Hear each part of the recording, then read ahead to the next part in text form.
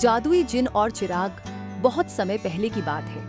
एक छोटे से गांव में अयान नाम का एक लड़का रहता था। वह बहुत गरीब था, लेकिन उसका दिल बहुत बड़ा और दयालु था। अयान को नई नई चीजें तलाशने और खजाना खोजने का बहुत शौक था। एक दिन जंगल में लकड़ी काटते समय उसे जमीन में कुछ चमकती हुई चीज दिखाई दी। अयान ने पास जाकर देखा तो वहां एक पुराना और धूल भरा चिराग पड़ा था। वह चिराग उठाकर साफ करने लगा।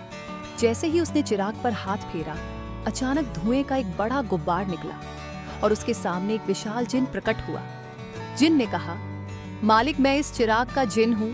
आप मुझे जो भी आदेश देंगे मैं उसे तुरंत पूरा करूंगा। बताइए, आपकी पहली इच्छा क्या है? अयान पहले तो डर गया, लेकिन फिर उसने साहस करके कहा, अगर तुम सच में मेरी मदद कर सकते हो तो मुझे और मेरे परिवार को खुशहाल जीवन दे दो। जिन ने छुटकी बजाई और अयान का पुराना घर एक बड़े महल में बदल गया। खाने पीने की चीजें, कपड़े और हर सुख सुविधा वहां आ गई। अयान और उसका परिवार खुशी से झूम उठा। कुछ दिन बीते तो अयान को महसूस हुआ कि जिनसे बार बार अपनी इच्छाएं पूरी करवाना सही नहीं है। उसने जिनसे कहा, जिन, मैं चाहता हूं कि तुम्हें हमेशा आजाद कर दूं। तुम भी अपना जीवन जी सको।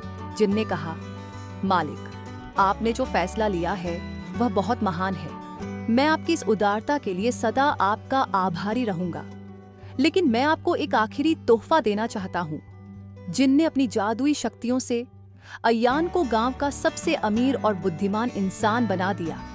फिर जिन ने चिराग को छोड़ दिया और खुशी खुशी अपने रास्ते चला गया। अयान ने उस धन का इस्तेमाल अपने गांव को सुंदर और खुशहाल बनाने में किया। गांव के हर गरीब इंसान की मदद की। वह हमेशा याद करता था कि सच्चा सुख दूसरों की मदद करने में है।